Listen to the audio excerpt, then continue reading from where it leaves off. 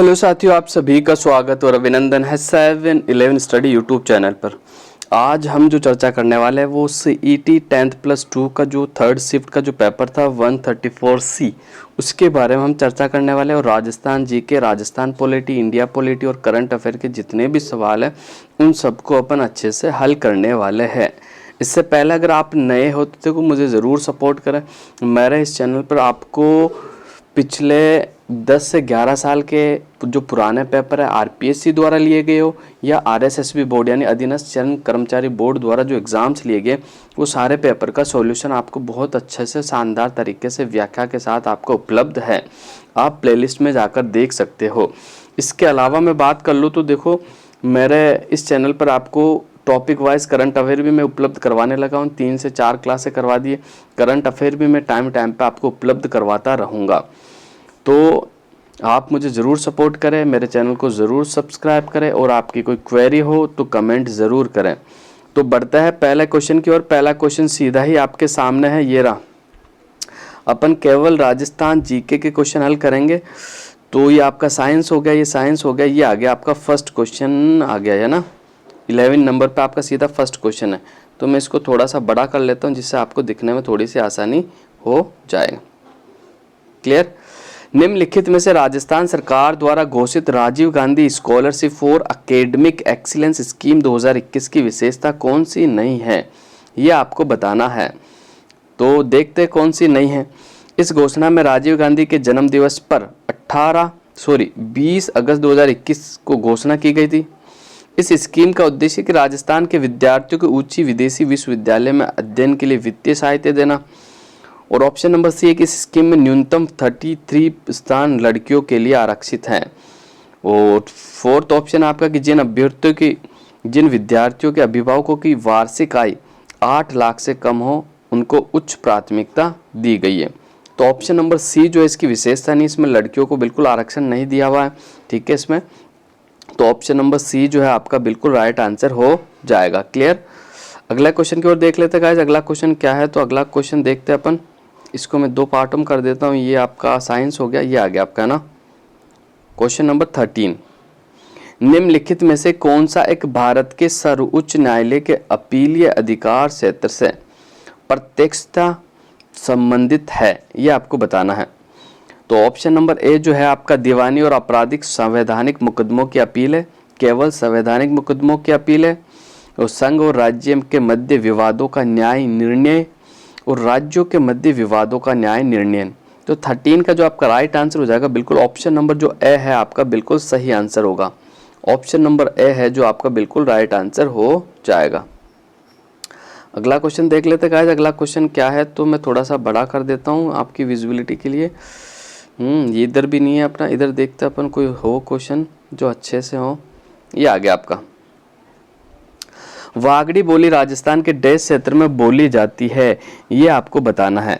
तो वागड़ी बोली जो बोली जाती है किधर बोली जाती है आपको बताना है। दक्षिण पूर्व, दक्षिण पश्चिम, उत्तर पश्चिम और उत्तर पूर्वी। तो इसका जो आपका राइट आंसर हो जाएगा वागड़ी बोली कहाँ बोली जाती है। तो 18 का जो आपका राइट आंसर हो जाएगा बिल्कुल दक्षिण पश्चिम में बोली जाती है। कहाँ बोली जाती है, दक्षिण पश्चिम के अंदर आपकी बोली जाती है। देखो इससे पहले मैं आपको ये दक्षिण पश्चिमी क्यों है, देखो राजस्थान का जो दक्षिणी हिस्सा है ये आपका बांसवाड़ा पड़ता है, ये आपका डूंगरपुर पड़ता है। तो देखो दक्षिणी पश्चिम डायरेक्शन की ओर वागड़ी जा रही है ना। डूंगरपुर बांसवाड़ा में बोली जाती है, उसको वागड़ कहा जाता है। वागड़ में रहने वाले लोग वागड़ी भाषा का प्रयोग करते हैं। वागड़ी पे सर्वाधिक प्रभाव गुजराती का, ये आपको याद रखना है। इसके अलावा देखो मैं बात कर लूँ तो डॉक्टर जॉर्ज इब्राहिम ग्रियर्सन ऐसे प्रथम व्यक्ति थे जिन्होंने अपनी पुस्तक लिंग्विस्टिक सर्वे ऑफ इंडिया की 9वीं जिल्द के दूसरे भाग में राजस्थानी का स्वतंत्र भाषा के रूप में वैज्ञानिक विश्लेषण प्रस्तुत किया है। उन्होंने राजस्थानी भाषा को 5 उपशाखा में बांटा। कितनी उपशाखा में बांटा आपको याद रखना, 5 उपशाखा में बांटा। अब मैं 5 उपशाखाएं आपसे चर्चा में ला लेता हूँ।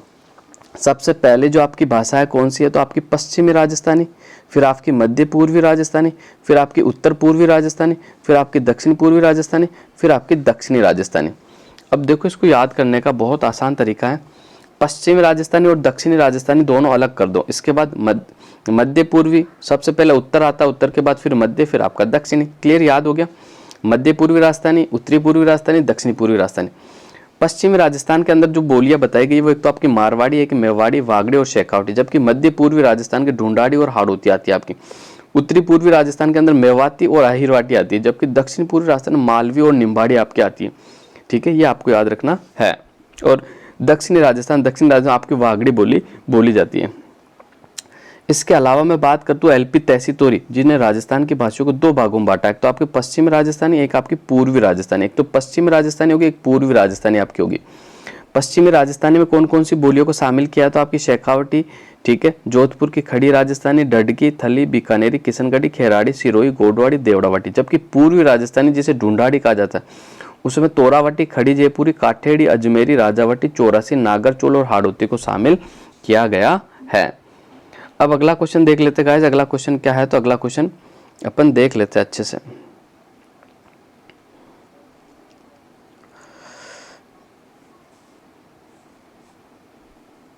अगला क्वेश्चन आपके सामने 19 क्वेश्चन है। राजस्थान राज्य गंगानगर शुगर मिल है, तो इसका जो आपका राइट आंसर हो जाएगा बिल्कुल सरकारी उपक्रम। ऑप्शन नंबर सी जो है आपका बिल्कुल राइट आंसर हो जाएगा। ऑप्शन नंबर सी जो है आपका बिल्कुल सरकारी उपक्रम है। गंगानगर शुगर मिल के बारे में अपन थोड़ी सी चर्चा कर ही लेते हैं, जो कि इम्पोर्टेंट रहेगी आपके लिए। देखो मैं बताऊं, ये जो श्री गंगानगर में स्थापित जो शुगर फैक्ट्री है ना, शुगर मिल जो है, इसकी स्थापना 1904 में हुई थी। कब हुई थी? 1904 में हुई थी। ठीक है, ये आपको याद रखना। उस समय इसकी जो क्षमता थी 600 टन गन्ना प्रतिदिन पिराई की जाती थी। ये संयंत्र सबसे पहले जावा डच इंडिया कंपनी द्वारा स्थापित किया गया था। इसके पश्चात भारत के बिहार में, राज्य के बुटारी पंजाब में भी स्थापित किया गया था। ठीक है, 1935 में निजी उद्यमियों द्वारा श्री गंगानगर में लगाया गया और 10 वर्ष तक ये संयंत्र काम में नहीं लिया जा सका। तदुपरांत 1945 में मैसर्स पोदार वाफना लिमिटेड बंबई द्वारा क्रय किया जाकर बीकानेर इंडस्ट्रियल कॉर्पोरेशन के नाम से कंपनी स्थापित कर चलाया गया। इसमें एक डिस्टिलरी और एक ऑयल मिल भी लगाई गई थी। ठीक है, इसके बाद इसी प्रकार फिर 1945 से 1951-52 तक निजी क्षेत्र का उद्यम रहा। ठीक है, इसके बाद फिर बात कर ले तो देखो, इस संयंत्र पर स्थानीय काश्तकार और जनसाधारण के विरोध को मद्देनजर रखते हुए राजस्थान सरकार और केंद्र सरकार के हस्तक्षेप से राज्य सरकार द्वारा उक्त कंपनी का अंश खरीदकर इसका अधिग्रहण कर लिया। कब? 1 जुलाई 1956 से किया गया, जो कि 21 जनवरी 1957 तक फैक्ट्री का नाम बदलकर क्या कर लिया गया? The Ganganagar sugar mill Shri Ganganagar कर दिया गया था। इस प्रकार ये राजस्थान का सार्वजनिक क्षेत्र का प्रथम चीनी मिल भी बन गई थी और उसी दौरान देसी मदिरा यानी शराब वगैरह की आपूर्ति का कार्य भी राज्य सरकार द्वारा गंगानगर शुगर मिल्स को दे दिया गया, जिससे शुगर मिल गंगानगर आर्थिक संबल प्राप्त हुआ और शुगर मिल में हो रहे घाटे की पूर्ति भी संभव हो सकी। ठीक है, तो ये आपको याद रखना है। और 93 में फिर इस कंपनी का नाम बदल दिया गया। क्या कर दिया गया? Rajasthan state Ganganagar sugar mills limited किया गया था। अब अगले क्वेश्चन की ओर बढ़ जाते हैं guys. What is the nudge? Nudge क्या है आपको बताना है। तो नड क्या है ये आपको बताना है। देखते हैं नड क्या है। तो एक लंबी बांसुरी, लकड़ी की 4 पट्टियां, जुड़वा बांसुरी, एक तार वाला वाद्य। तो 20 का जो आपको बिल्कुल राइट आंसर हो जाएगा, लंबी बांसुरी होता है नड। क्या होता है? एक लंबी बांसुरी की तरह होता नड। देखो नड के बारे में अपन कुछ जान लेते हैं। जो इंपॉर्टेंट तथ्य है वो नड के बारे में अपन देख लेते हैं। देखो नड होता कैसा, मैं बता देता हूँ। नड एक लंबी बांसुरी की तरह, ये मस्क की आकृति का होता है। ठीक है, दूसरा जिसके मुंह में, इससे क्या करते हैं, मुंह में टेढ़ा रखकर फिर बजाया जाता है और इसके साथ नगाड़े बजाए जाते हैं। क्या बजाए जाते हैं? नगाड़े बजाए जाते हैं। और ये सबसे ज़्यादा जैसलमेर के क्षेत्र में प्रचलित है। यहाँ के जो चरवाह या भोपा लोग होते हैं ना, इनका ये प्रमुख वाद्य यंत्र है। जबकि मैं बात कर लूँ इसका प्रसिद्ध वादक कौन है, तो कर्णा भील, जो कि इसका प्रसिद्ध वादक है। अब इसके साथ ही देखो, इसका तो मैंने बता दिया, मोरचंग और बता देता हूँ मैं। देखो मोरचंग की आकृति होती है ना, ऐसी बनी हुई होती है मोरचंग, आपको याद रखना, ये आपका मोरचंग होता है। ठीक है, ये लोहे का बना छोटा सा वाद्य यंत्र होता है। इसे होठों के बीच में रखकर बजाया जाता है और जो लंगा गायक होते हैं ना, सतारा और सारंगी की संगत में इसे शानदार तरीके से बजाते हैं। ठीक है, और एक मस्क और बता देता हूँ मैं इसके साथ ही आया। तो इस वाद्य में क्या होता है, जो चमड़े की सिलाई करके बनाया जाता है, इसकी ध्वनि पूंगी के समान सुनाई देती है और इसके मुंह में रखकर एक ओर तो हवा भरी जाती है, दूसरी ओर 2 नालियों में छेदों से स्वर निकलते हैं। ठीक है, तो ये आपका मस्क भी हो गया, मोरचंग भी हो गया और आपका नड भी हो गया। अब बढ़ते हैं अगले क्वेश्चन की ओर। क्वेश्चन नंबर 21 जो कि बिल्कुल आपके सामने है। राजस्थान में पंचायत समिति के सदस्य, तो ऑप्शन नंबर है प्रत्यक्ष रूप से निर्वाचित होते हैं, अप्रत्यक्ष रूप से निर्वाचित होते हैं, मनोनीत होते हैं, राज्य सरकार द्वारा नियुक्त किए जाते हैं। तो 21 का आपका राइट आंसर हो जाएगा ऑप्शन नंबर ए, प्रत्यक्ष रूप से निर्वाचित होते हैं। राजस्थान में जो पंचायत समिति के जो सदस्य होता है ना, उनका जो चुनाव होता है वो प्रत्यक्ष रूप से होता है। ठीक है, ऑप्शन नंबर ए जो है आपका बिल्कुल राइट आंसर हो जाएगा। इंद्रावती नदी डेस नदी की सहायक नदी है, तो इंद्रावती जो सहायक नदी है ना, बिल्कुल गोदावरी नदी की सहायक नदी। ऑप्शन नंबर ए जो है आपका बिल्कुल सही आंसर हो जाएगा। अगले क्वेश्चन की ओर बढ़ जाते हैं गाइस।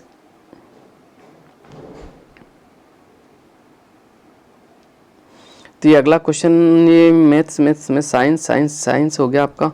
चलो आगे बढ़ो, ये आ गया आपका है ना। राज्य सरकार को कानूनी मामलों में सलाह देने के लिए अधिकृत है, कौन अधिकृत है ये आपको बताना है। मुख्य न्यायाधीश, महान्यायवादी, महाधिवक्ता और उच्च न्यायालय। तो इसका जो राइट आंसर हो जाएगा ऑप्शन नंबर सी जो है आपका बिल्कुल राइट आंसर हो जाएगा। राज्य सरकार को जो कानूनी मामलों में सलाह देता है वो महाधिवक्ता देता है। कौन देता है भाई? महाधिवक्ता आपका देता है। तो ऑप्शन नंबर सी जो है आपका बिल्कुल राइट आंसर हो जाएगा। अगला क्वेश्चन देख लेते हैं गाइस। अगला क्वेश्चन क्या है? तो ये आपका ये आ गया, राजस्थान पॉलिटी के सवाल आ रहा है अभी तक। ये आपका राजस्थान पॉलिटी है।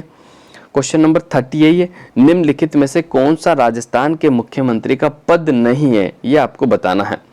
तो देखते इसमें कौन सा पद नहीं है, तो अपन देख लेते हैं। अंतर्राज्य परिषद का सदस्य बिल्कुल मुख्यमंत्री होता है, ये तो है आपका। राज्य राष्ट्रीय विकास परिषद का सदस्य भी होता है, मुख्यमंत्री सलाहकार समिति का अध्यक्ष भी होता है, और राजस्थान राज्य मानव अधिकार आयोग का अध्यक्ष नहीं होता भी, ये गलत है आपका। ठीक है, बिल्कुल ऑप्शन नंबर जो डी है इसका राइट आंसर हो जाएगा। और वर्तमान की मैं बात कर लूँ, राजस्थान राज्य मानव अधिकार आयोग के अध्यक्ष कौन है? तो जीके व्यास है। कौन है भाई? जीके व्यास है, आपको बिल्कुल याद रखना है। इसके अलावा वर्तमान में राजस्थान के जो लोकायुक्त है वो कौन है? वो पीके लोहरा है। कौन है भाई? पीके लोहरा। देखो लोकायुक्त तो याद रखने का आसान तरीका मैं आपसे शेयर कर लेता हूँ, अगर आपको याद रहेगा तो बहुत अच्छी बात है। जैसे ये लिखा मैंने लोकायुक्त, देखना अच्छे से देखना, एक बार में आपको याद हो जाएगा। लोकायुक्त है ना, ये आपका लोकायुक्त है। और वर्तमान के अंदर जो लोकायुक्त कौन है? वो पीके को भूल जाओ, बस लोहरा याद रखना, लोहरा। ठीक है, अब देखो लोकायुक्त का लो और लोहरा का लो कभी नहीं भूलोगे। वर्तमान के अंदर जो वर्तमान में जो लोकायुक्त के जो चेयरमैन अध्यक्ष है वो कौन है? तो पीके लोहरा है। लोकायुक्त का लो याद रखना, लोहरा का लो याद रखना, तो आसानी से आपको याद रह जाएगा। नेक्स्ट अगला क्वेश्चन देख लेते गाइस। आगे बढ़ते हैं। अगला क्वेश्चन आ गया है। अगला क्वेश्चन ये आपका आ गया, बहुत शानदार सवाल है, देखते इसको, इसका आंसर क्या होगा। पढ़ते हैं सवाल की ओर। निम्नांकित में से कौन से दशक में राजस्थान जनसंख्या वृद्धि दर उच्च रही, ये आपको बताना है। कब उच्च रही ये आपको बताना है। तो देखो 1911 से 21 के मध्य, 2001 से 11 के मध्य, और 1971 से 81 के मध्य, 1991 से 2001 के मध्य। तो इसका जो आपका राइट आंसर हो जाएगा बिल्कुल ऑप्शन नंबर सी जो है आपका बिल्कुल सही आंसर होगा। बिल्कुल अपने नोट्स में जरूर ऐड करना, मोस्ट इंपॉर्टेंट क्वेश्चन है, बार बार एग्जाम में पूछा जाता है।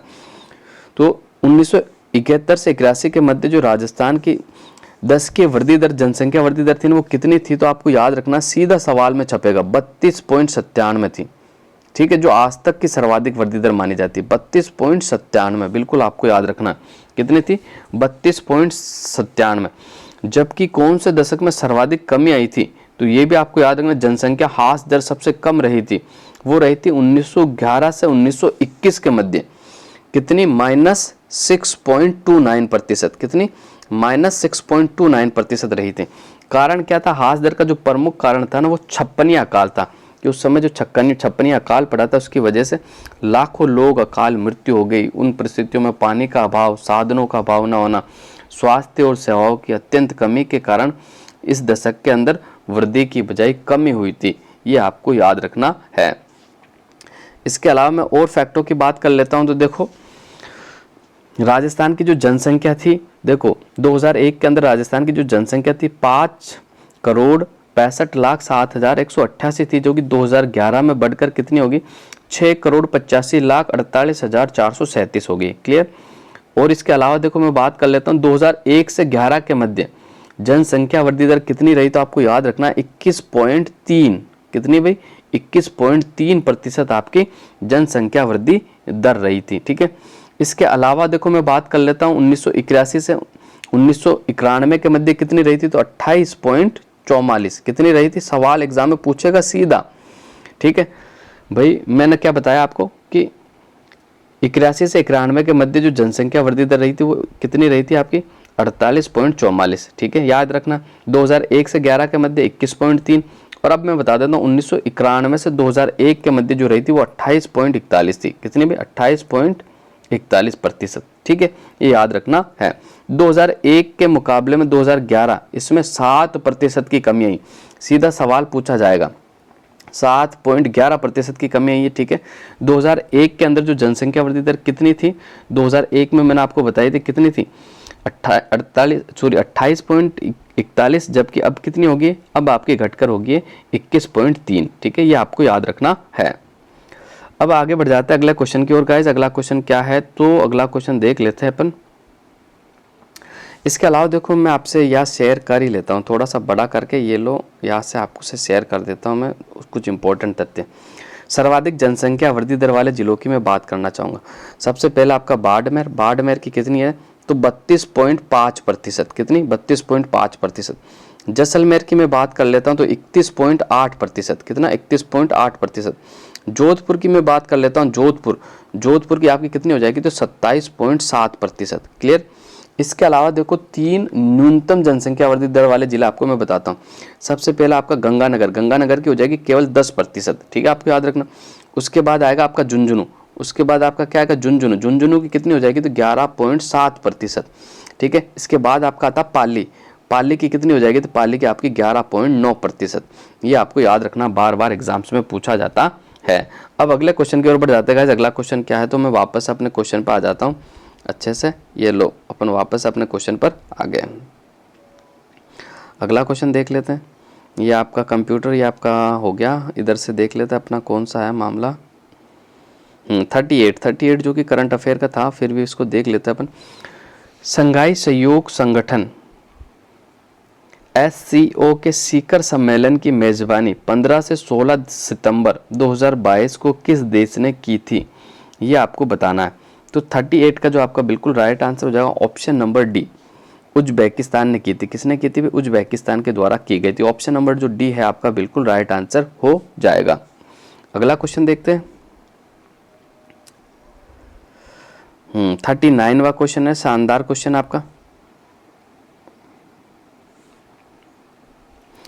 गोडावण कहाँ पाई जाती है, तो आपका ऑप्शन नंबर ए क्या है, रणथंभौर। ऑप्शन नंबर बी आपका केवलादेव। ऑप्शन नंबर सी राष्ट्रीय मरु उद्यान, और ऑप्शन नंबर डी जो है आपका सज्जनगढ़ है। तो गोडावण जो आपका पाया जाता है, देखो राष्ट्रीय मरु उद्यान में पाया जाता है। ऑप्शन नंबर सी जो है आपका बिल्कुल राइट आंसर हो जाएगा। इसके अलावा देखो आपका जो पाया जाता है मरु उद्यान तो हो गया, इसके अलावा आपका सोरसेन बारा में भी पाया जाता है। कहाँ पाया जाता है, सोरसेन बारा के अंदर भी पाया जाता है, और सोखलिया अजमेर में भी पाया जाता है। कहाँ, सोखलिया क्षेत्र अजमेर में भी पाया जाता है। ये आपको याद रखना। देखो इसे है ना ग्रेट इंडियन बस्टर्ड, यानी राजस्थान का ये राज्य पक्षी है।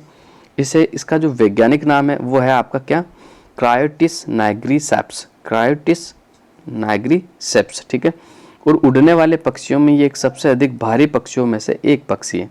ठीक है, और राष्ट्रीय मरु उद्यान जो है ना उसे गोडावण की शरण स्थली कहा जाता है। इसके अलावा मैं बात कर लूँ इस पक्षी के बारे में, तो ये अत्यंत शर्मीला है और ये सघन घास में रहना पसंद करता है। इसके अलावा जैसलमेर की जो सैवण घास है, इसके लिए सर्वाधिक इसकी पसंदीदा घास है। ठीक है, जिसका वैज्ञानिक नाम है लेसियूरुस सिडिकस। ठीक है, ये भी आपको याद रखना। गोडावण को राज्य पक्षी का दर्जा कब दिया गया था, 1981 के अंदर गोडावण को राज्य पक्षी का दर्जा दिया गया। ये पक्षी सोहन चिड़िया तथा शर्मिला पक्षी के उपनाम से भी प्रसिद्ध है। ये एक शांत पक्षी है, लेकिन जब इसे डराया जाए तो ये हुक जैसी ध्वनि निकालता है। इसलिए उत्तर भारत के कुछ भागों में इसे हुकना के नाम से भी पुकारा जाता है। इसके द्वारा बादल के गर्जने और बाघ के गुर्राने जैसी ध्वनि उत्पन्न करने के कारण इसे गगनभेर या गुर्राइन के नाम से भी इसे जाना जाता है। इसके अलावा देखो मैं इंपॉर्टेंट फैक्टों की ओर बात कर लेता हूं जो कि एग्जाम्स में बनेंगे। जून 2013 के अंदर एक अभियान चलाया गया था, मेरी उड़ान ना रोकें। तो इस अभियान का जो संबंध था आपका किससे था, गोडावण पक्षी से था। ठीक है, और इसके अंदर जो व्यय था वो 12 करोड़ 90 लाख रुपए का व्यय था। ठीक है, ये इस वाक्य के साथ ये जो अभियान चलाया गया मेरी उड़ान ना रोके, ये इस अभियान का जो संबंध है किससे, गोडावण पक्षी से।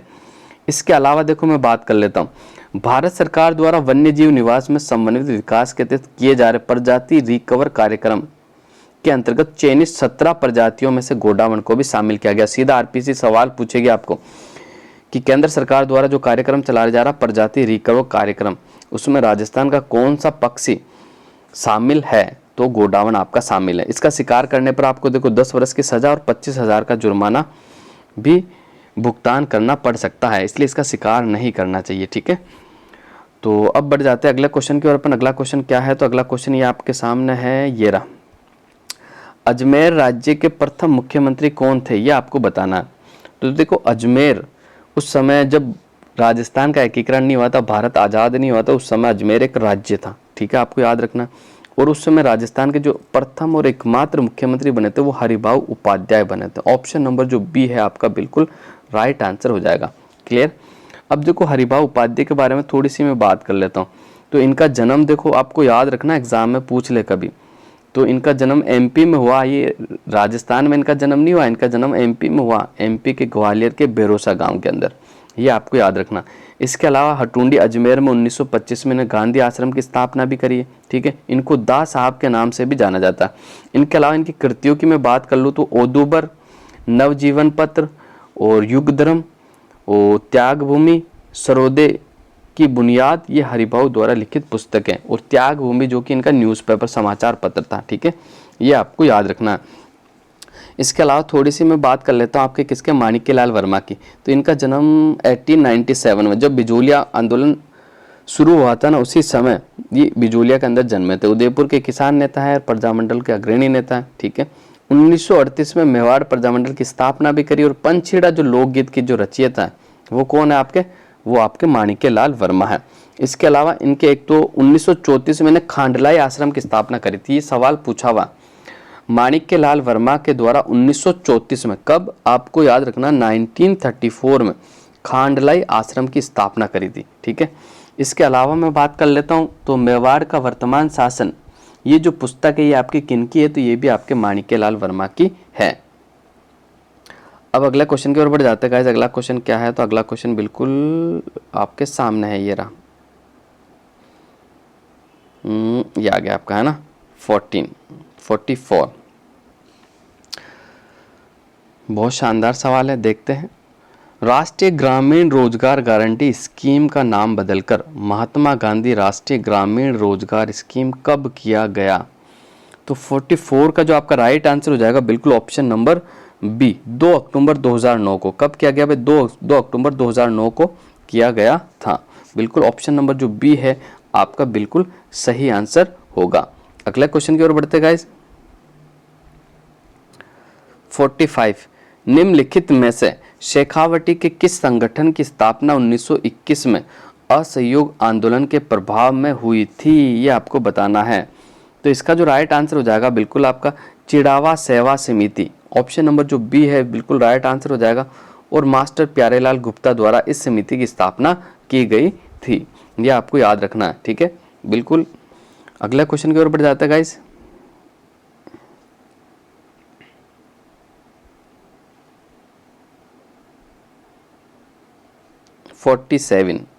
जाली बावड़ी और मामादेव का कुंड निम्नलिखित में से किस दुर्ग में स्थित है, ये आपको बताना है।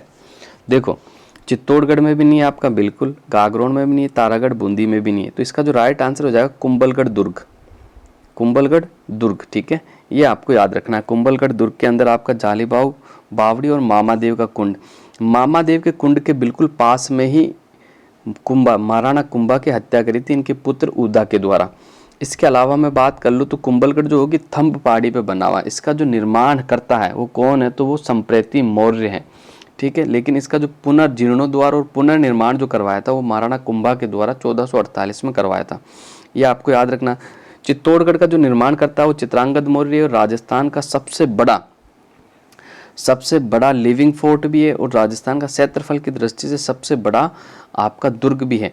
इसके अलावा ये चित्तौड़गढ़ है जो कि 3 शाखाओं के लिए प्रसिद्ध है। गागरोन की बात कर लूँ, झालावाड़ में पड़ता है, राजस्थान की जल दुर्ग श्रेणी का सर्वोत्तम उदाहरण है।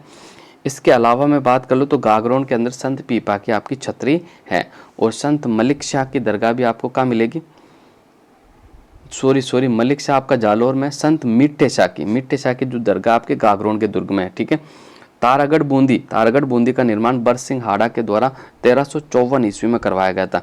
एक तारागढ़ आपके अजमेर में जिसका निर्माण अजयराज चौहान के द्वारा आपका करवाया गया है। अगला क्वेश्चन की ओर बढ़ जाते हैं गाइस। अगला क्वेश्चन क्या है, तो अगला क्वेश्चन आपके सामने है, किस बैंक द्वारा भारत में प्रथम इलेक्ट्रॉनिक बैंक गारंटी की गई है, ये आपको बताना है। तो बिल्कुल कौन सा बैंक हो जाएगा, HDFC, ऑप्शन नंबर ए जो है आपका बिल्कुल राइट आंसर हो जाएगा। अब अगला क्वेश्चन की ओर बढ़ते हैं गाइस। अगला क्वेश्चन क्या है, तो अगला क्वेश्चन ये रहा आपके सामने, ये आपका कंप्यूटर हो गया, ये कंप्यूटर ये आ गया आपका। अजमेर के अजयराज चौहान के पिता कौन थे, ये आपको बताना है। तो अजमेर के जो अजयराज के जो पिता थे ना, वो पृथ्वीराज प्रथम थे। कौन थे, पृथ्वीराज प्रथम इनके पिता थे। अजमेर के अजयराज चौहान का जो कार्यकाल था वो 1105 से, आपको याद रखना, 1105 से 1133 तक था। ठीक है, ये आपको याद रखना।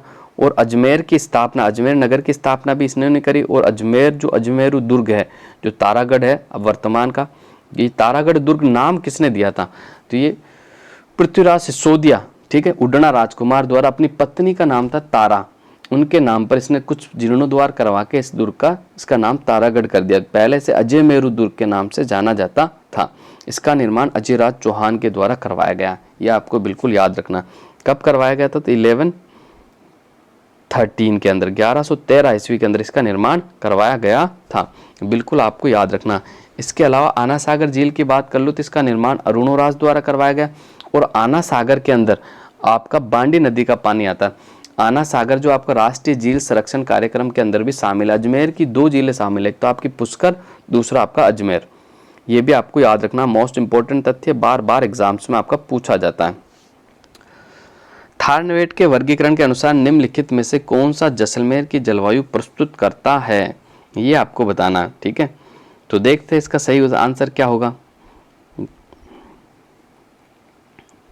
देखो, EAD, CAW, DAW और DBW, तो इसका जो आपका राइट आंसर हो जाएगा बिल्कुल ऑप्शन नंबर ए जो है आपका बिल्कुल राइट आंसर हो जाएगा। ठीक है, जैसलमेर में जो थार्नवेट के अनुसार जो जलवायु पाई जाती है वो EAD प्रकार की जलवायु आपकी पाई जाती है। अब देखो, मैं थार्नवेट का वर्गीकरण आपसे शेयर कर लेता हूँ। आज काफ़ी टाइम हो गया मैंने शेयर नहीं किया। देखो अच्छे से अपन देखते हैं, ये राजस्थान का मैप है। इसकी राजस्थान की जो आकृति है पतंगाकार है, किसने कहा था, TH हेडले ने। और राजस्थान की जो आकृति विषम कोणीय चतुर्भुजाकार है, किसने बताया था, वैगनर महोदय ने। क्लियर, ठीक है, ये आपको याद रखना। राजस्थान से कितने राज्य टच होते हैं, तो 5 राज्य टच होते हैं। राजस्थान से कितने देश छूते हैं राजस्थान को, तो एक देश छूता है जो कि आपका पड़ोसी देश है, जिसे पाकिस्तान के नाम से जाना जाता है। क्लियर, अब अपन चर्चा करने वाले थार्नवेट का जलवायु वर्गीकरण। थार्नवेट का जो जलवायु वर्गीकरण है उसका मुख्य जो आधार है वो वाष्प उत्सर्जन है। कौन सा है भी, वाष्प उत्सर्जन। ठीक है, आपको याद रखना। इसके अलावा मैं बता देता हूं, देखो EAD प्रकार की जलवायु का जो वर्गीकरण किया है ना, वो बिल्कुल यहाँ किया, आपका कहा किया, यहाँ पर किया। कौन सी जलवायु, EAD। ठीक है, इसे क्या कहा जाता है, इसे कहा जाता है उष्ण शुष्क मरुदभिद जलवायु प्रदेश। उष्ण शुष्क मरुदभिद जलवायु, इसके अंतर्गत आ देखो आपका जैसलमेर पूरा हो गया। ठीक है, और आपका बाड़मेर भी आ गया। क्लियर, आपका जोधपुर। क्लियर, इसके बाद बीकानेर का जो दक्षिणी पूर्वी भाग है ना, ये भी इसके अंदर शामिल है। ठीक है, 4 जिले बताए मैंने, जैसलमेर, जोधपुर, बाड़मेर और बीकानेर का दक्षिणी पूर्वी भाग। अब अपन बात करेंगे DBW। कौन सी, यह जो आपकी है ना, कौन सी जलवायु पाई जाती है, DBW, याद रखना। अब DBW यानी इसका जो हिंदी में नाम है वो क्या है, तो अर्ध शुष्क मिश्रित जलवायु प्रदेश। कौन सा, अर्ध शुष्क मिश्रित जलवायु प्रदेश। क्लियर, इसके अंतर्गत देखो, एक तो आपका गंगानगर, एक आपका हनुमानगढ़, एक आपका बीकानेर, एक आपका चूरू, ये 4 जिले इसमें पूरे शामिल है। गंगानगर, हनुमानगढ़, बीकानेर, चूरू, गंगानगर, हनुमानगढ़, बीकानेर, चूरू, DBW थार्नवेट के अनुसार। अब अपन बात करेंगे CAW। कौन सी जलवायु, CAW। एक तो हाड़ौती का पठार, एक आपका दक्षिणी राजस्थान। ठीक है, अब देखो डूंगरपुर बांसवाड़ा और उदयपुर का जो दक्षिणी पूर्वी भाग है ये आपका किस में आता है, CAW। कौन सी जलवायु, CAW। क्लियर। इसके अलावा मैं बात कर लूँ तो कोटा, बूंदी, बारा, ये भी आपका किस में आता है? CAW में आता है। ठीक है, CAW के अंदर आपका आता है, जिसे क्या कहते हैं अपन? उप आर्द्र शुष्क अर्ध शुष्क जलवायु प्रदेश। क्लियर। इसके बाद अपना कौन सा बच गया था? इसके बाद आपका बच गया DAW। अब बाकी जितने भी जिले बच गए ना, उस सब में DAW प्रकार की जलवायु पाई जाती है आपकी। जैसे मैं जिलों के नाम बता देता हूँ, पाली, बूंदी, अजमेर, सिरोही, जालोर, चित्तौड़, जयपुर, भीलवाड़ा, टोंक, सवाई माधोपुर, करौली, दौसा, झुंझुनू, सीकर, इन जिलों के अंदर आपकी DAW प्रकार की जलवायु पाई जाती है, यानी उष्ण आर्द्र अर्ध शुष्क जलवायु प्रदेश। जो जलवायु प्रदेश पाई जाती है बिल्कुल ये बीच के अंदर सारे जिलों के अंदर ये पाई जाती है। समझ में आ गया होगा आपके।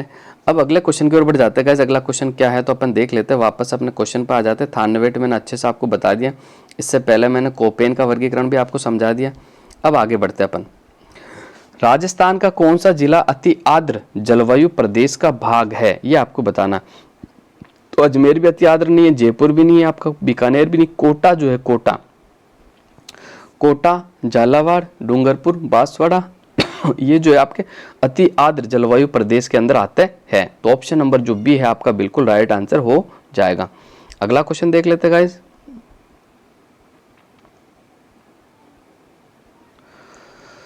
लक्ष्य सेन और किदाम्बी श्रीकांत निम्नलिखित में से किस खेल से संबंधित है, ये आपको बताना है। Football, cricket, badminton, tennis. तो 60 का जो आपका राइट आंसर हो जाएगा बिल्कुल बैडमिंटन। ऑप्शन नंबर जो सी जो है आपका बिल्कुल राइट आंसर हो जाएगा। करंट से था ये सवाल। अगला क्वेश्चन देख लेते हैं। ये हिंदी हो गया आपका, ये आ गया इंडिया ज्योग्राफी।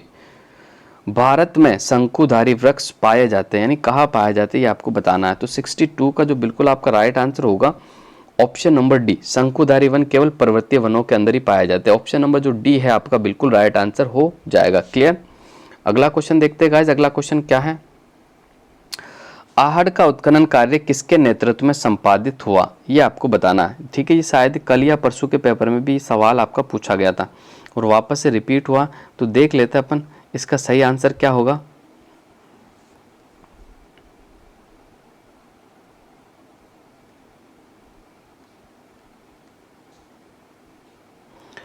तो देखते हैं आहड़ का उत्खनन कार्य जो किसके नेतृत्व में हुआ था, तो HD सौखलिया। ऑप्शन नंबर जो बी है आपका बिल्कुल राइट आंसर हो जाएगा।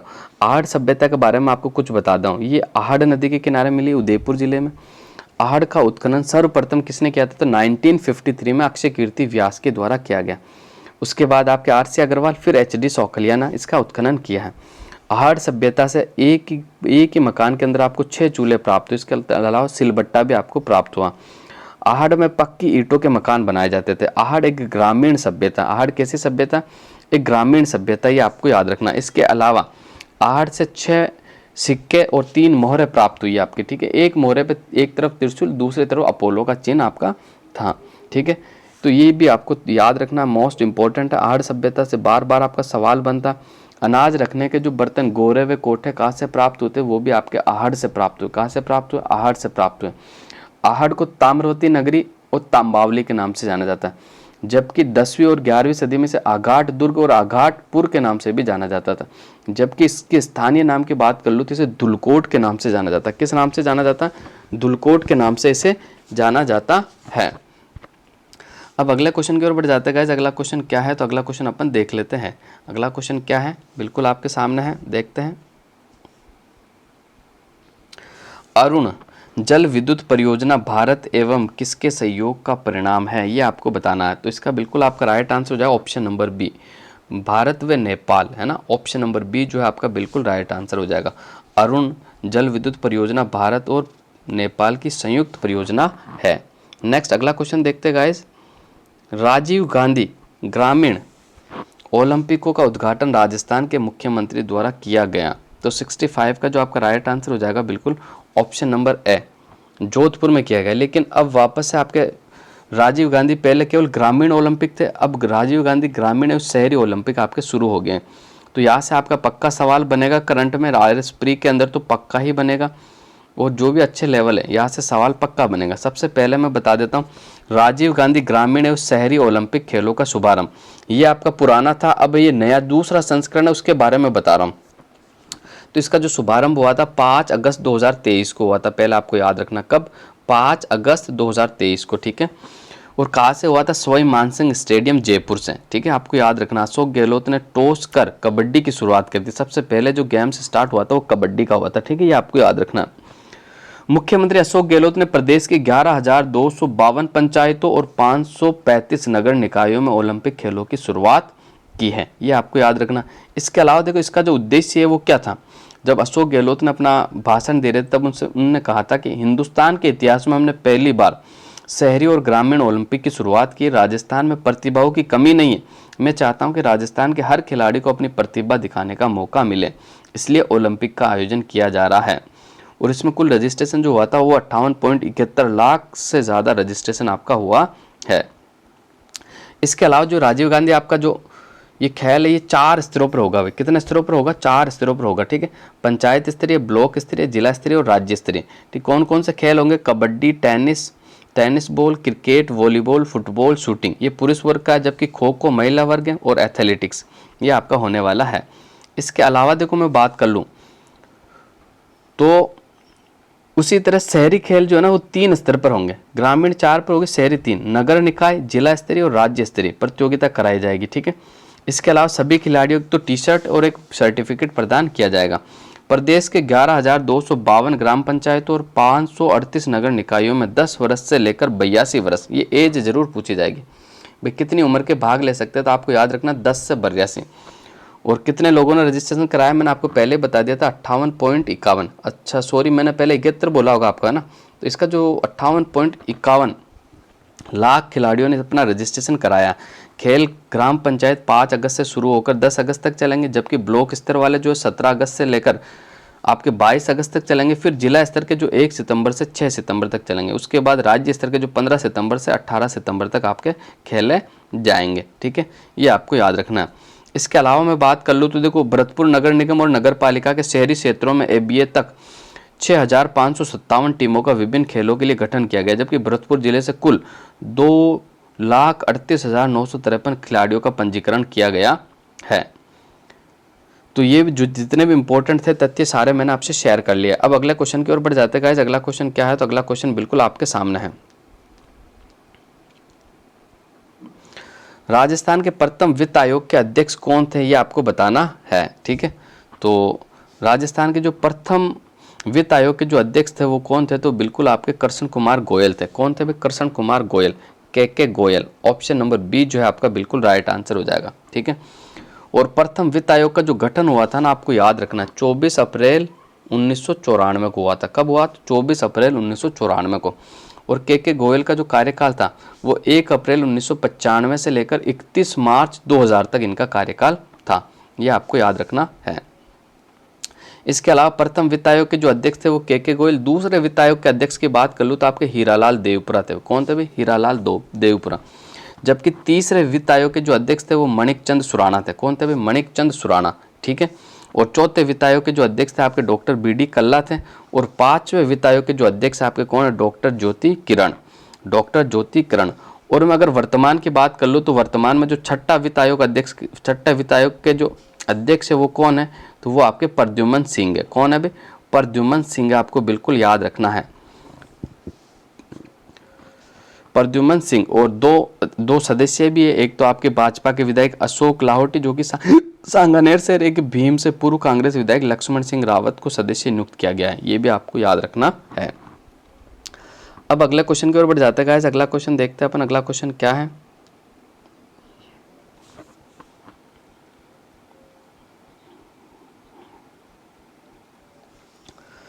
आ जाते हैं अगले क्वेश्चन की ओर, अपन देख लेते हैं। ये रहा अपना, अच्छा ये तो विबग्योर हो गया आपका, विबग्योर आप जानते होंगे। नेक्स्ट साइंस का हो गया ना, ये आ गया अपना। In how many phases in integration of Rajasthan was completed, यानी राजस्थान का एकीकरण कितने चरणों में हुआ था, ये आपको बताना कितने फेज में हुआ था। तो इसका जो राइट आंसर हो जाएगा ऑप्शन नंबर सी। राजस्थान का एकीकरण 7 चरणों में हुआ है। कितने चरणों में, 7 चरणों। कितना समय लगा, 8 साल 7 महीने 14 दिन लगे थे। कितने, 8 साल 7 महीने 14 दिन आपको लगे थे, ये आपको याद रखना। इसके अलावा मैं बात कर लेता हूँ तो राजस्थान का जो प्रथम चरण का जो गठन हुआ था वो हुआ था 18 मार्च 1948 को। प्रथम चरण का नाम क्या रखा गया? मत्स्य संघ नाम रखा गया था। किसकी सलाह पे रखा गया था? के एम मुंशी की सलाह पे रखा गया था। किसकी सलाह पे? के एम मुंशी की सलाह पे रखा गया था। ठीक है। प्रथम चरण के जो राज प्रमुख थे वो किसे बनाया गया है? तो प्रथम चरण के जो राज प्रमुख थे वो उदयबान सिंह थे। कौन थे भाई? उदयबान सिंह थे। कितनी रियासतों को शामिल किया गया? 4 रियासतों को शामिल किया गया। ठीक है। भरतपुर, धौलपुर, करौली, भरतपुर, धौलपुर, करौली और अलवर। ठीक है, ये 4 रियासतों को आपको शामिल किया गया है। अगला क्वेश्चन देख लेते हैं गाइस। अगला क्वेश्चन क्या है? तो अगला क्वेश्चन ये आपके सामने है।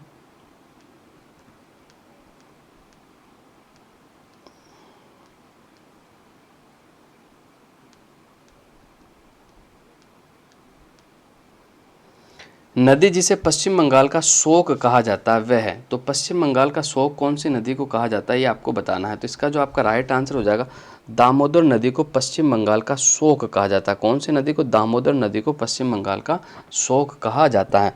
और असम का शोक किसे कहा जाता है? तो ब्रह्मपुत्र नदी को असम का शोक कहा जाता है। ठीक है। और राजस्थान का शोक किसे कहा जाता है? तो गग्गर नदी को राजस्थान का आपका शोक कहा जाता है। नेक्स्ट अगला क्वेश्चन देख लेते हैं अपन गाइस। तो इसमें तो आपका राजस्थान जी के नहीं, अगला देखते हैं, अगले क्वेश्चन देखते हैं अपन। इधर आपका होगा, ये रहा। कौन स्नो टाइगर नाम से जाना जाता है? ये 1977 में कंचनजंगा को फतेह करने वाला प्रथम भारतीय था जिसकी हाल ही में अक्टूबर 2022 के अंदर मृत्यु हो गई थी। तो इसका जो आपका राइट आंसर हो जाएगा, कौन सा राइट आंसर हो जाएगा? बिल्कुल option number A, colonel Premchand. Option number A जो है आपका बिल्कुल राइट आंसर हो जाएगा। करंट का सवाल था आपका, ये हिंदी आ गया आपका, ये मैथ्स आ गया आपका। डीआरडीओ के अध्यक्ष कौन है 18 दिसंबर 2022 के अनुसार? तो डीआरडीओ के जो अध्यक्ष है वो कौन है? इसका जो राइट आंसर हो जाएगा ऑप्शन नंबर ए है आपका बिल्कुल राइट आंसर हो जाएगा। और वर्तमान के अंदर भी आपके जो डीआरडीओ के अध्यक्ष है वो समीर वी कामत ही है। ठीक है। नेक्स्ट अगला क्वेश्चन देख लेते हैं अपन। अमर शाही किसका नाम है? अमर शाही इज द नेम ऑफ जूती, जावलरी, टेराकोटा वेसल्स, पगड़ी। तो इसका जो सही आंसर हो जाएगा आपका ऑप्शन नंबर डी होगा। अमर शाही, उदय शाही, विजय शाही और भीम शाही, ये सारी आपकी पगड़ियों के नाम है। ठीक है। तो बिल्कुल आपको इसका नाम याद रखना है। ठीक है। पगड़ी जो कि राजस्थान की शान है। ठीक है। पगड़ी मेवाड़ की फेमस है और जबकि साफा आपका जोधपुर का फेमस है। और एक अटपट्टी पगड़ी जो कि आपकी ईरान की है, बहुत शानदार पगड़ी थी। अटपट्टी का सवाल पूछा हुआ एग्जाम के। अटपट्टी जो पगड़ी है वो आपके मेवाड़ के अंदर पहनी जाती थी। तो आगे बढ़ जाता है अगले क्वेश्चन की ओर गाइस। राजस्थान राज्य का कितना भाग मरुस्थलीय क्षेत्र है? तो 93 का जो आपका राइट आंसर हो जाएगा बिल्कुल ऑप्शन नंबर बी। कितना भाई? ऑप्शन नंबर बी जो है आपका बिल्कुल राइट आंसर हो जाएगा। ठीक है। ऑप्शन नंबर बी जो है आपका बिल्कुल राइट आंसर हो जाएगा। 2/3 जो भाग है राजस्थान के अंदर वो मरुस्थल का फैला हुआ। ठीक है। बिल्कुल आपको याद रखना है, मरुस्थल में आपके पहले 12 जिले आते थे लेकिन अब आपके बढ़कर 19 जिले आ गए। ठीक है। कल भी ये सवाल आया था, मैंने आपको बताए थे। अब मरुस्थल वाले कुल कितने ज़िले हो गए आपके? 19 ज़िले हो गए। कितने ज़िले हो गए आपके? 19 ज़िले हो गए हैं। ठीक है। और जो थार का मरुस्थल है ये आपके कौन कौन से राज्य में फैला हुआ? तो ये बिल्कुल आपका मैं बता देता हूँ। थार का मरुस्थल जो आपका फैला हुआ है ये आपके हरियाणा में भी फैला हुआ है। ठीक है। थोड़ा बहुत पंजाब में भी फैला हुआ और हल्का सा आपका गुजरात में फैला हुआ, बाकी आपका पाकिस्तान में। ठीक है। अब आगे बढ़ जाता है अगला क्वेश्चन की ओर अपन। 95 मेवाड़ के किस महाराणा के समय राजमहल में चित्तौरों की ओवरी नाम से कला विद्यालय स्थापित किया गया था? ये आपको बताना है। तो 95 Maharana Pratap, option number A. B Maharana Amar Singh, option number C Maharana Jagat Singh प्रथम और महाराणा जय सिंह। तो इसका जो आपका राइट आंसर हो जाएगा ऑप्शन नंबर सी जो है आपका बिल्कुल राइट आंसर हो जाएगा, महाराणा जगत सिंह। क्योंकि जो मेवाड़ चित्रशैली उसका जो स्वर्ण काल भी माना जाता है वो महाराणा जगत सिंह प्रथम के काल को ही माना जाता है। और महाराणा जगत सिंह ने चित्तौरों की ओवरी का निर्माण करवाया था। राजस्थान के किस भौतिक प्रदेश में मुकुंदरा की पहाड़ी स्थित है ये आपको बताना है। तो देखो मुकुंदरा की जो पहाड़ी आपकी उत्तरी अरावली में भी नहीं है, मध्य अरावली में नहीं है, दक्षिण अरावली में, हाड़ौती के पठार के अंदर स्थित है। और मुकुंदरा का पहाड़ी जो है ना आपकी, ये अरावली का हिस्सा नहीं है, ये आपके मालवा के पठार का हिस्सा है, यानी हाड़ौती के पठार का हिस्सा है। हाड़ौती का जो पठार है वो मालवा का उत्तरी भाग है। कौन सा भाग है? उत्तरी भाग है, ये आपको याद रखना। मुकुंदरा की पहाड़ी के अंदर एक सबसे ऊंची चोटी जो कि हाड़ौती के पठार की सबसे ऊंची चोटी, उसका नाम है चांदमारी या चांदवाड़ी। ठीक है, इसकी जो ऊंचाई है वो 517 मीटर है। कितनी है भाई? 517 मीटर, आपको याद रखना है। अगला क्वेश्चन की ओर बढ़ जाता है गाइस।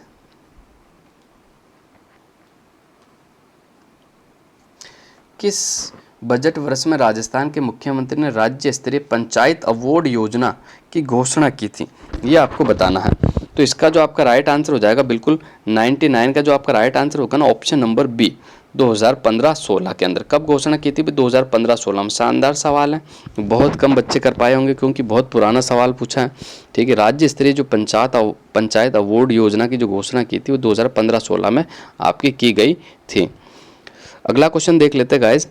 जस्टिस पंकज मित्तल राजस्थान उच्च न्यायालय के कौन से वे मुख्य न्यायाधीश है? ये आपको बताना है। तो 100 का जो आपका राइट आंसर हो जाएगा बिल्कुल 40वें मुख्य न्यायाधीश है। कौन से? 40वें मुख्य न्यायाधीश है। ठीक है, इससे पहले मैं 39वें की बात कर लूँ तो ऐसे सिंधे थे, और 41वें जो कि नए बने हाल ही के अंदर, आपको याद रखना है ऑगस्टिन जॉर्ज मसिया। 41वें कौन से है? तो आपको याद रखना ऑगस्टिन जॉर्ज मसिया, बिल्कुल आपको याद रखना है।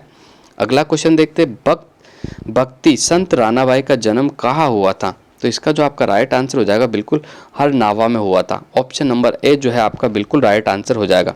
ऑप्शन नंबर ए जो है आपका बिल्कुल राइट आंसर हो जाएगा। हरनावा नागौर के अंदर आपकी राणाबाई का जन्म हुआ था। राणाबाई का ना याद रखना, हरनावा का ना याद रखना, इससे आपको आसानी से याद रह जाएगा। ये राजस्थान की दूसरी मीरा कहलाती है, राजस्थान की दूसरी मीरा। और इनके जो गुरु थे वो खोजी जी थे। कौन थे भाई? खोजी जी, चतुरदास खोजी जी। अगला क्वेश्चन देख लेते गाइस। राजस्थान में मिशन बुनियाद का संबंध है? तो 102 का जो आपका राइट आंसर हो जाएगा बिल्कुल ऑप्शन नंबर ए, डिजिटल लर्निंग से। ऑप्शन नंबर ए जो है आपका बिल्कुल राइट आंसर हो जाएगा। अगला क्वेश्चन देखते हैं। अजरक प्रिंट के लिए राजस्थान का कौन सा स्थान प्रसिद्ध है? तो 103 का जो आपका राइट आंसर हो जाएगा बिल्कुल अजरक प्रिंट बाड़मेर का फेमस है। कहाँ का फेमस है भाई? अजरक प्रिंट आपका बाड़मेर का फेमस है। अगला क्वेश्चन देख लेते हैं अपन।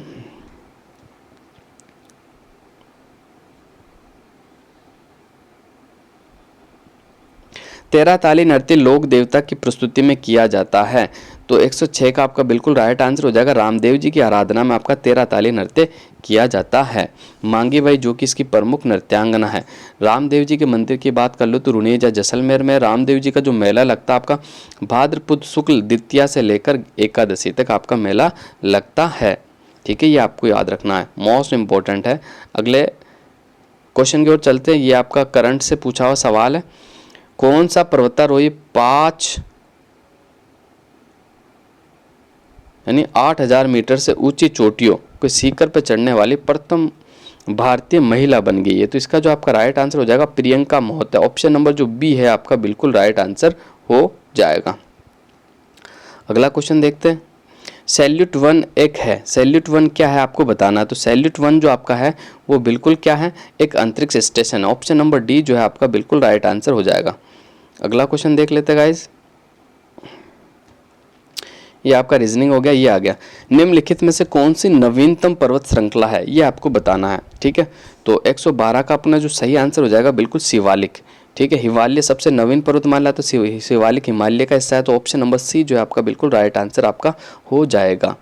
अगला क्वेश्चन देखते हैं। ऊंट अनुसंधान केंद्र स्थित है? तो ऊंट अनुसंधान केंद्र आपका बीकानेर में स्थित है। बीकानेर के जोहड़बीड़ में। कहाँ? बीकानेर के जोहड़बीड़ में स्थित है। तो ऑप्शन नंबर बी जो है आपका बिल्कुल राइट आंसर हो जाएगा। और मैं सर्वाधिक ऊँटों की बात कर लूँ तो आपके जैसलमेर में आपके सर्वाधिक ऊँट पाए जाते हैं। सर्वाधिक ऊँट का पाए जाते हैं? जैसलमेर में पाए जाते हैं। ऊँटों के मामले में राजस्थान का पूरे देश के अंदर पहला स्थान है। ठीक है, पहला स्थान आपका है। नाचना आपकी ऊँट की एक नस्ल है। अगला क्वेश्चन देखते हैं। राष्ट्रीय वन नीति के अनुसार मैदानी क्षेत्र में कितने प्रतिशत क्षेत्र में वनों के अंतर्गत होना चाहिए? तो 115 का जो आपका राइट आंसर हो जाएगा बिल्कुल option number B, 20%। Option number B, राष्ट्रीय वन नीति के अनुसार मैदानी क्षेत्र में कितने प्रतिशत तक वन क्षेत्र वनों के अंतर्गत आता है? तो 20%। ऑप्शन नंबर बी जो है आपका बिल्कुल राइट आंसर हो जाएगा। अगला क्वेश्चन देखते हैं गाइस।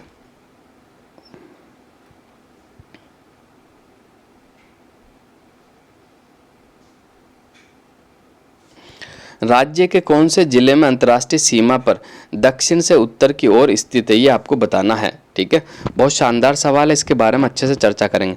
देखो सबसे पहले अपन बात कर लेते हैं पश्चिमी राजस्थान। ठीक है, ये आपका गंगानगर, ये आपका बीकानेर, ये आपका बाड़मेर, सॉरी जैसलमेर, ये आपका बाड़मेर हो जाएगा। ठीक है, तो इसने पूछा कि दक्षिण से उत्तर, तो सबसे पहला आपका आएगा कौन सा, बाड़मेर, फिर आपका जैसलमेर, फिर आपका बीकानेर, फिर गंगानगर। क्लियर, तो ऑप्शन नंबर बी जो है आपका बिल्कुल राइट आंसर हो जाएगा। ठीक है, इसके अलावा अब इसमें चेंजेस हो गए, राजस्थान के 5 जिले पाकिस्तान की सीमा से टच होने लगे। पहले कितने थे, 4, अब 5वां जिला कौन सा आ गया सर, तो 5वां जिला आपका अनूपगढ़ आ गया। तो अब क्रम चेंज हो जाएगा, यहाँ पर आपका अनूपगढ़ आएगा। उत्तर से दक्षिण की बात करेंगे तो सबसे पहले गंगानगर, अनूपगढ़, बीकानेर, जैसलमेर और बाड़मेर हो जाएगा। जबकि दक्षिण से उत्तर की बात करेंगे तो बाड़मेर, जैसलमेर, बीकानेर, अनूपगढ़ और गंगानगर आपके हो जाएंगे। ये आपको याद रखना है। सर्वाधिक सीमा पाकिस्तान से आपकी जैसलमेर की लगती है, कितनी लगती है, तो 464, और जबकि न्यूनतम की बात कर लो तो बीकानेर की आपकी 168। लेकिन अभी देखो अनूपगढ़ की सीमा आने के बाद कन्फ्यूज़न क्लियर हो जाएगा, शायद सबसे छोटी हो सकता है अनूपगढ़ बनाए। तो देखते अभी तो आंकड़ा आया नहीं है, फिलहाल आपको 168 ही याद रखना है, बीकानेर वाला। अब अगला क्वेश्चन देख लेते गाइस, मोकड़ी क्या है ये आपको बताना है। ठीक है, मोकड़ी क्या है ये आपको बताना है। तो इसका जो आपका राइट आंसर हो जाएगा, बिल्कुल देखते हैं, मोकड़ी जो होती है ना, ये लाख की चूड़ियाँ होती है भाई, लाख की चूड़ियाँ होती है। मोकड़ी जो पहनती है ना, जो लुहार होते हैं, ठीक है, लुहार होते हैं, जो कि लोहे की जो छोटी छोटी कटोरियाँ ये बनाते हैं, लुहार, ये मोकड़ी पहनती है। ठीक है, हाथ में बड़ी बड़ी होती है चूड़ियाँ, जो हाथी के दांत की बनी होती है। तो ये लाख की चूड़ियाँ होती है आपकी, लाख की और हाथी की, ये जो मोकड़ी कहलाती है आपकी। ठीक है, लुहार जाति की जो महिलाएं होती है सर्वाधिक इसे पहनती है। अगला क्वेश्चन देख लेते गाइस, सौर मंडल के बाहर भेजा गया पहला अंतरिक्ष यान कौन सा था, ये आपको बताना है। तो 122 का आपका राइट आंसर हो जाएगा पायोनियर 10, ऑप्शन नंबर जो डी है आपका बिल्कुल राइट आंसर हो जाएगा। अगला क्वेश्चन देखते गाइस,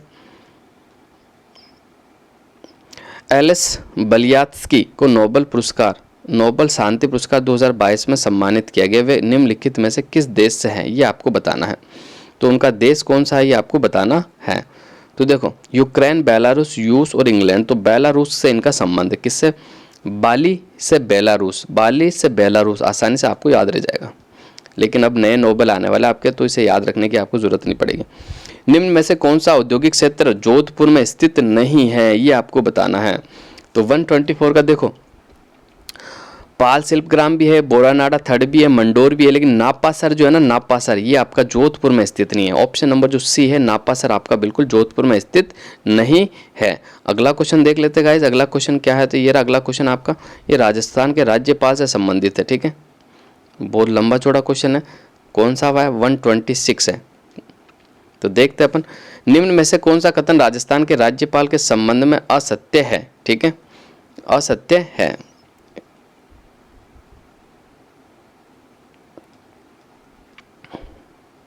तो ऑप्शन नंबर ए है कि राज्यपाल को प्रशासनिक सहायता प्रदान करने के लिए राज्यपाल सचिवालय कार्यरत है। राज्यपाल सचिवालय का प्रमुख राज्यपाल का सचिव होता है, जो राजस्थान प्रशासनिक सेवा का अधिकारी होता है। राज्यपाल की स्वयं विवेक शक्तियों के लिए गए निर्णयों में न्यायालय में चुनौती नहीं दी जा सकती। राज्यपाल को मृत्युदंड दंडादेश के विरुद्ध समाधान की शक्ति प्राप्त नहीं है। तो इसका जो आपका राइट आंसर हो जाएगा, बिल्कुल ऑप्शन नंबर बी जो है ना आपका बिल्कुल राइट आंसर हो जाएगा। ठीक है, ऑप्शन नंबर बी जो है आपका बिल्कुल सही आंसर हो जाएगा। ये असत्य, बाकी सारा आपके सत्य है। अगला क्वेश्चन देख लेते गाइस,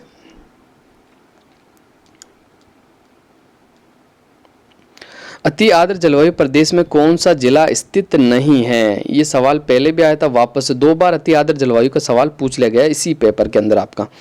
तो 129 का जो आपका राइट आंसर हो जाएगा कौन सा होगा, बिल्कुल आपका सिरोही भी नहीं होता, बांसवाड़ा भी नहीं है, बारा भी नहीं है।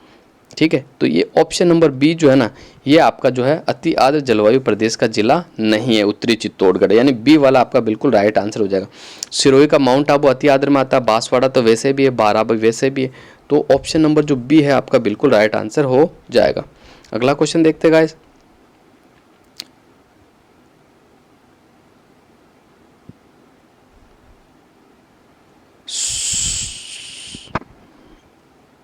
एक 130 है ना।